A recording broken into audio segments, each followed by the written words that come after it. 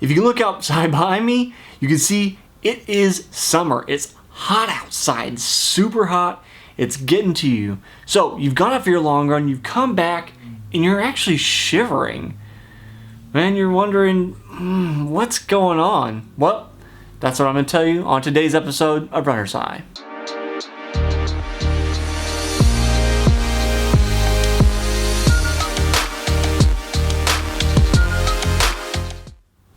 As with any of these episodes where we talk about health issues, it's always good to remember I am not a doctor or a licensed professional in a health field. So know that I'm trying to present information the best I can, but that do not take my word as the be-all, end-all. Now, that being said, as far as I'm aware, especially when you are shivering because it has been hot outside and you've gone out for a run, most likely you or your buddy, if this is happening with them, is suffering from heat exhaustion. I know it seems really counterintuitive to think it's super hot and so we're shivering. We usually associate that with the cold, right? We shiver to warm ourselves up. But this is a symptom of heat exhaustion. Now, if you're shivering and it's been a normal kind of temperature day, or you got done racing and it is not hot, that could be something entirely different. I will cover that in another video. So leave me a comment down below. Let me know that you want to see that in another video to figure out what exactly is going on, because there's a few other things that can happen on a normal day. But here we're talking specifically about a hot day. Now, on a hot day, if you have heat exhaustion, there are other symptoms that often go along with dehydration, and that's really a symptom. Dehydration, lack of sweating, a headache, muscle cramps, sometimes you can even vomit. There are other things associated with this heat exhaustion, but the big thing is you need to treat it as fast as you can so it doesn't progress and become worse. Treatment's relatively straightforward. Get inside, get in the shade, somewhere where it's cool to let your body temperature come down. Another option is to get in a cool shower. Don't go cold, just get in a cool shower. You're slowly trying to bring your body temperature down. You also want to try to start getting fluids in as soon as you can. But this is a big thing, and something we saw a lot at Boy Scout camp, if I can harken back to when I was young. If you get heat exhaustion or you're really dehydrated, the temptation is to just start chugging water. Do not do that. Your body will just flush that out. It won't absorb it in the way that it would if you take small sips. And your brain is so gonna want that water, but you have to be patient. You have to be dedicated to taking small sips, letting your body absorb that water and giving it time to, take it in, instead of basically telling your body to just flush it all and then you haven't absorbed that water and rehydrated your system. Too many words. So know that that's going to be the toughest part of your kind of recovery in this moment, is slowly taking in that water. Be patient with yourself. Know that you've got to do that. Or if you're overseeing that friend, give them water every few minutes, just a sip. Make sure they're not taking those gulps. Very important that you follow that. Keep in mind, if you're suffering from heat exhaustion, you are probably going to be even more sensitive to heat and that temperature for a week or so, which means you just need to take care of yourself. So either plan on going early in the morning, shortening your runs, or the best option really is just take a few days off, give your body a break, get back at it. Consistency is key, and I talk about that a lot here on this channel. Subscribe, hit that button in the bottom right hand corner if you haven't seen my other videos.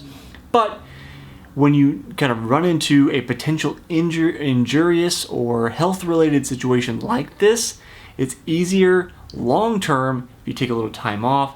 Don't dig yourself into a farther hole. So a couple days isn't going to make or break your season. Take that time, then get back to it. But know you're going to be more sensitive to the temperature immediately after this situation, so you need to recover. The easiest thing really is to prevent this from happening in the first place, and I've got a few tips on how to do that. Of the few tips that I've got for you, we're going to go through the first few quick, and then I've got a little more on the last one. So number one, if you're taking in caffeine before you go run, quit it. Yeah, we know that caffeine can help some performance when you're going out for a long run, you're going out to race, but caffeine can also act as a diuretic, meaning it's going to flush water out of your system. So when your system already needs water and it's getting taxed by the heat, adding that caffeine can only make the situation worse. So eliminate that caffeine. You don't have to worry about that. Number 2, you can preload electrolytes and water the day before your event. Now I say event, but it could just be training, could be a race. But if you know, like for me, Mondays are my long runs where I'm going out for somewhere between 10 and 13 miles. I know Sunday, after my long bike, I need to preload those electrolytes in my water so that I'm not dehydrated or don't get dehydrated on that Monday long run. You can take up to 1,500 milligrams as a suggestion by my friend Dr. Todd Buckingham the day before to preload those electrolytes. That'll help you retain water, which means you're going to be a little more resilient in the heat.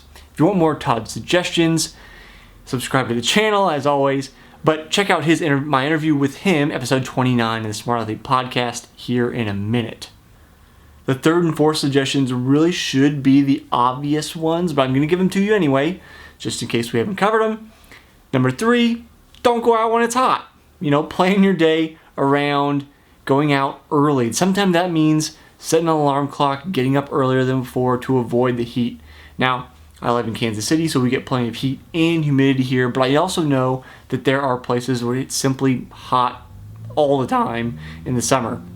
Even hotter than here, even though it's a dry heat. I know you can give me that argument, but when the idea is you're going to avoid the heat of the day. If you're one of these people I see running out at 3 in the afternoon in the hottest part of the day, then shame on you, quit it. Stop doing that. Get up in the morning, early. Get it done before things become an issue. And really, it leads me to my fourth one, and both of these all have to do with planning, and that's taking in fluids during your run. That means probably, like in my case, if I'm doing that long run on Monday, 10 to 13 miles, I'm going to be making 2 to 3 mile loops around a course near my house so I can stop, get water, and then continue on. Instead of doing a long out and back where I'm kind of just SOL if I don't have any sources of water. You may be fortunate be in a park system with water fountains or something like that. You can do an out and back, but not all of us are. So plan on having water available and going earlier in the morning than when the heat of the day is going to be. Of course, there's always heat acclimation to talk about, but heat acclimation is a completely different video, different topic for another day. As far as figuring out how much water you need to be taking in, you have to figure out what your sweat rate is. Fortunately, I've already done another video on sweat rate, so you can figure out for you in particular exactly how much water you're losing per hour and how much you need to replenish. So to check out that video, it should be popping up on the screen here shortly. Just click on that. It'll take you right over. I'll see you next time on the next episode of Runner's High.